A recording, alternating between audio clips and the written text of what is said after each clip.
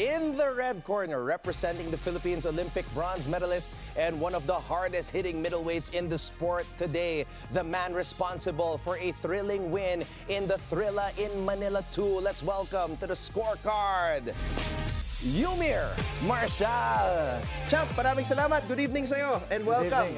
Good evening. Thank you sa pag-imbita niyo sa akin dito.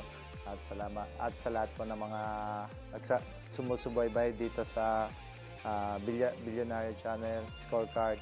Ayan, thank you sa pag-support niyo sa akin. Ayan. Isang karangalan, Yumir, na makasama ang isang Olympian and somebody who champions one of the most popular sports dito sa Pilipinas, ang boxing. Pero magsisimula ako sa Thrilla in Manila 2. Medyo napalaban ka doon kontra kay Colmenares, pero nanalo ka, majority decision at the end of 10 rounds. Nakamit mo yung vacant WBC International Middleweight Championship. Kamusta ka naman pagkatapos ng laban na yun?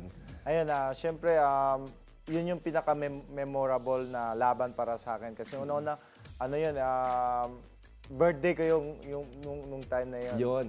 Birthday ko, nag-celebrate po ako ng birthday in front of thousands of people na nanonood sa laban ko. First title fight dito ginawa sa Pilipinas and sa celebration ng Thrilla in Manila. So, sobrang memorable po talaga yung laban yun para sa akin. So again, happy 30th birthday dito Thank you. kay Thank Yumir you. Marshall. Thank you so much. Ngayon, Yumir, palapit na ang SEA Games. At syempre, being somebody who has represented the Philippines multiple times throughout your career, since the age of 15, lumalaban ka na, pumupunta ka na ng ibang bansa to represent the country para lumaban.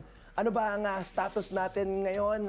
Syempre, I'm sure kung mabibigyan ka ng tsansa, you would represent the Philippines in a heartbeat. Yes po, open po yung kampo ko po. Open po kami sa pag-represent sa SEA Games. Siyempre, ay isang karangalan po yun na makapag-represent ulit sa bansa natin. Pero sa ngayon po kasi under negotiation pa with our team, with Sean Gibbons.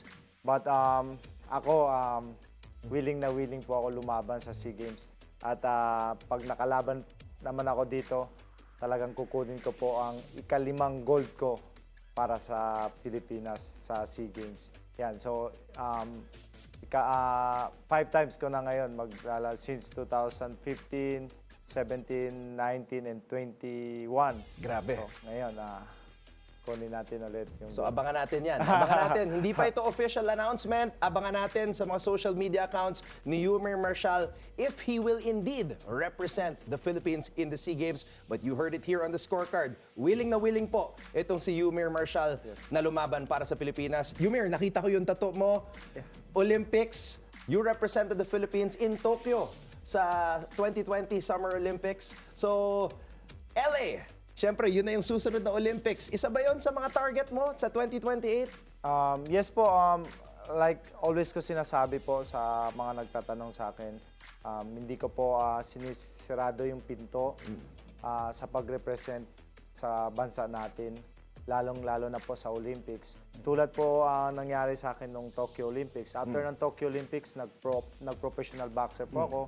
But sinabi ko pa rin sa lahat na gusto ko po mag-Olympics ulit. So, nung Paris Olympics, nakita niyo ako, nandun pa rin ako, nag-represent po ako. Pero hindi man natin nakuha yung gold medal. Still po, yun pa rin yung ultimate dream ko na makuha yung Olympic gold medal. So, sa 2028 Olympics, LA Olympics, isa pa rin po yan sa mga ambition ko na makasali at makuha yung gold medal sa Olympics. Champ, isa pa, yung pro boxing career mo. 7-0 ka, 4 knockouts. Ano ba ang plano doon? Kasi ngayon, syempre, ang daming nangyayari. May SEA Games. Ano ang plano mo with regards to your professional boxing career ngayon na 30 ka na? Nakausap ko po yung promoter ko, si Sir Manny Pacquiao and Sean Gibbons, na next year, target po namin 3 big fights. Wow. And then world title. So yun po yung plan namin, yung fight plan namin.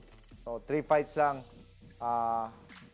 makuha natin lahat ng panalo at ready na po tayo for title fight. lumalaban ka sa middleweight division, one of the most competitive divisions in boxing. Kamusta naman yung kondisyon mo ngayon in terms of that weight class? Komportable naman ako sa weight class na ito.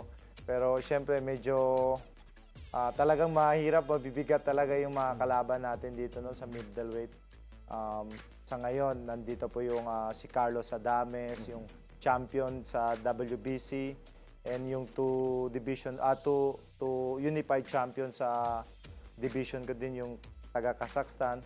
So sobrang mabibigat, pero naniniwala po ako sa tamang preparasyon, tamang suporta ng team ko.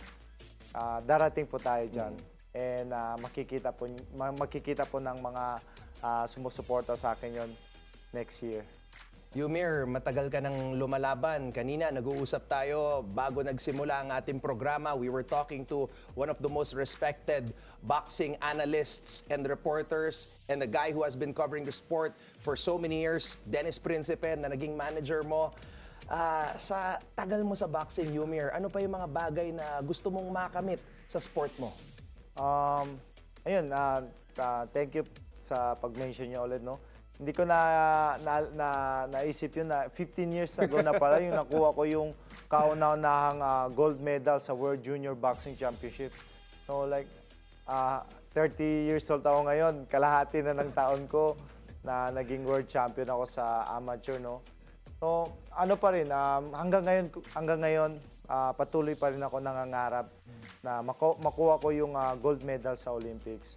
Yun po yung ultimate dream ko. Yun yung naging sa akin naging guide. Kumbaga, mawala man ako sa daanan ko, pero sa tuwing naisip ko yung gold medal sa Olympics, bumabalik ako sa daanan ko at patuloy po ako lumalaban, nag-ensayo. At ngayon, isa pa yun sa mga pangarap ko, maging isang world champion sa professional boxing. Yumir, ang daming nangyayari sa boxing ngayon. Habang nandito ka, matanong na kita, anong opinion mo sa mga social media influencers na biglang pumapasok sa sport mo? May malaking announcement. Kanina lamang, Jake Paul, lalaban kay Anthony Joshua. Nasusubaybayan mo ba itong Jake Paul na to na pumapasok sa boxing?